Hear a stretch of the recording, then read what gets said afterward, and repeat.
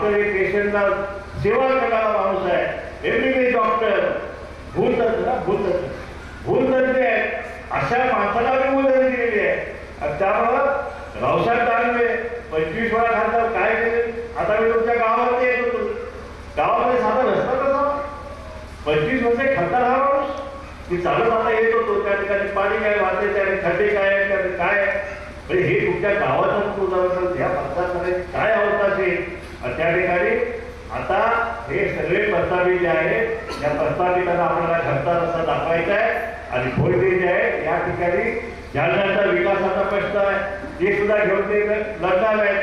त्याचप्रमाणे ओबीसी आरक्षण असेल, धनगर आरक्षण असेल, या 25 वर्षामध्ये या दानवेंना विचारा प्रश्न की तुम्ही ओबीसीचा प्रश्न किती वेळा मांडला पार्लमेंटमध्ये, तुम्ही धनगरांचा प्रश्न आरक्षण किती वेळा मांडला त्या ठिकाणी. एकदा पण या पक्षानं निवडणुकीबाबत माझी पण चूक झाली. मी पण मागं 2-3 ज्यावेळी भाजपमध्ये होतो त्यावेळी ह्याच्या प्रचाराला मी पण आलो होतो. त्यावेळी त्यांनी मला सांगितलं की आम्ही धनगर आरक्षणाचा प्रश्न आम्ही त्या ठिकाणी पार्लमेंटमध्ये आणू आणि ओबीसी आरक्षण आम्ही धक्का लावू देणार नाही. पण आता काय चाललंय या महाराष्ट्रामध्ये, अहो या घिसाड्याच्या परत हे जरागे पाणी पुन्हाच आरक्षण मागतायत. एका घिसाड्याच्या परत रोज दुधाला सुद्धा भाग आहे, डोंबावलीची मुलगी अजून जास्त तिचं आरक्षण घ्यायला पाहिजे. अहो तुमची सत्ता आहे, इथं सत्ता आहे, तुमची दिल्लीमध्ये सत्ता आहे, तुम्ही आरक्षण घेऊ शकताय, तुम्ही घ्या ना तुमचं 50% सगळं तुम्ही घ्या. ते म्हणजे नाही आम्हाला ओबीसी प्लस पाहिजे, नाही तर कुणाला आम्ही सुट्टी देणार नाही.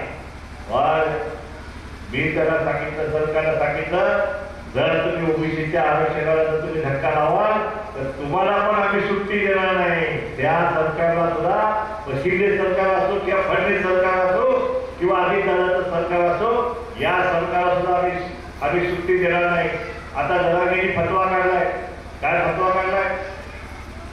विधानसभा येणाऱ्यामुळे जो कोणी सगळ्या सोयऱ्याच्या जियाला जो कोणी साथ देत मदत करेल त्याला सोडून आणाय असं फतवा काढलाय त्याने. आता की बॉन्ड होईल बॉन्ड की ह्या ओबीसीच्या आरक्षणाला सत्यानाश करण्यासाठी त्यांनी सगळ्या सोयऱ्याच्या जियार करायला पाठिंबा देणार. आणि आता 6 तारखेपर्यंत 4 तारखेला नाही मिळाला तर आम्ही मोठी एल्गाम महासभा ते चालू करणार आहे. मी म्हटलं बाबा ठीक आहे.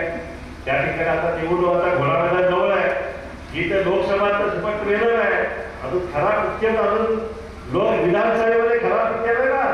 अरे तुम्ही या ना समोर, या थोडे यायला पाहिजे समोर. ते म्हणाले मी पक्ष काढणार, मी समोर उमेदवार उभा करणार. म्हटलं आम्हाला सांग तुम्ही उभा राहायला पाहिजे हेच आम्हाला पाहिजे ना. त्यांचे उमेदवार आपल्या समोर येणं हे आम्हाला पाहिजे, आमचं स्वागत आहे. तुम्ही या आणि तुम्ही 10-12% आम्ही 70% त्या ठिकाणी मतपेटीच्या माध्यमातून तुमचा फणशा पाडल्याशिवाय ओबीसी स्वस्त बसणार. एबीपी माझा, उघडा डोळे बघा नीट.